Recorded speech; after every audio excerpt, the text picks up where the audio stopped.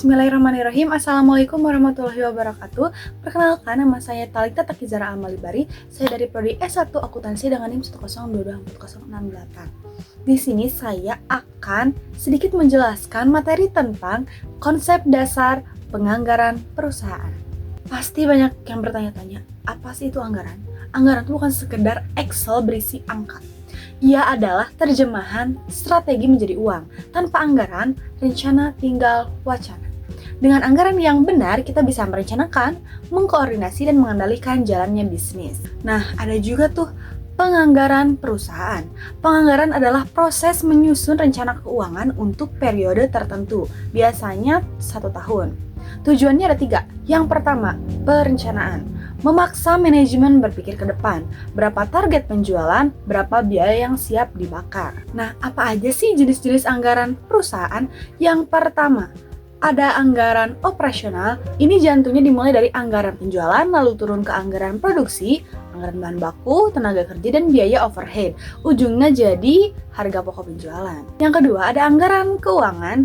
Setelah operasional jelas, kita susun anggaran kas, lalu laporan laba rugi, proforma, dan raca proforma. Nah, di sini kapan nih uang masuk dan keluar? Ini yang sering bikin perusahaan itu mati. Yang ketiga, ada anggaran modal atau investasi. Untuk keputusan jangka panjang, beli mesin baru, buka cabang, investasi IT, ini tuh pakai analisis NPV, IRR, bukan sekedar feeling gitu ya, tapi harus dianalisis. Nah, jadi itu adalah contoh 3 jenis anggaran di perusahaan yang utama. Biasanya di perusahaan manufaktur urutannya selalu jual dulu, baru produksi, baru uang, di jasa dimulai dari kapasitas SDM-nya. Prinsip-prinsip penganggaran yang efektif. Anggaran yang bagus bukan yang paling detail ya, tapi yang dipakai. Ada 5 prinsipnya. Yang pertama, realistis bukan optimis. Pakai data historis plus asumsi besar. Yang kedua, partisipasi. Top down untuk target strategis, bottom up untuk angka operasional, manajer yang menyusun akan merasa memiliki. Yang ketiga, fleksibel. Dunia berubah, siapkan anggaran revisi atau rolling forecast tiap triwulan. Yang keempat, komprehensif. Semua aktivitas yang pakai uang harus masuk. Kelima, tepat waktu. Anggaran 2027 yang selesai Maret 2027 itu sudah terlambat. Nah, lalu bagaimana sih langkah-langkah proses penganggaran? Prosesnya sirkular ya, nggak sekali jadi. Yang pertama, tetapkan sasaran. Dari direksi, misalnya tumbuh 15%. Yang kedua, kumpulkan data, penjualan 3 tahun terakhir, inflasi, dan kurs. Yang ketiga, susun draft per departemen. Marketing ajukan target, produksi hitung kapasitas. Yang keempat, negosiasi dan koordinasi. Finance jadi wasit, pastikan semua nyambung. Yang kelima, pengesahan. Direksi dan komisaris approve. Yang keenam, implementasi dan review. Jalankan, lalu tiap bulan bandingkan realisasi versus anggaran.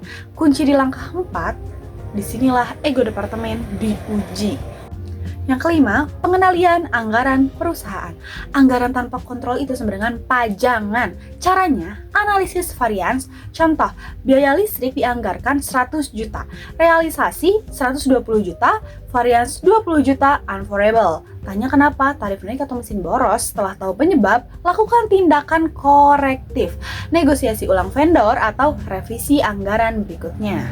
Perusahaan modern sekarang pakai rolling forecast 12 bulan. Jadi tiap bulan anggaran digeser ke depan, bukan kaku setahun. Ini membuat pengendalian lebih hidup.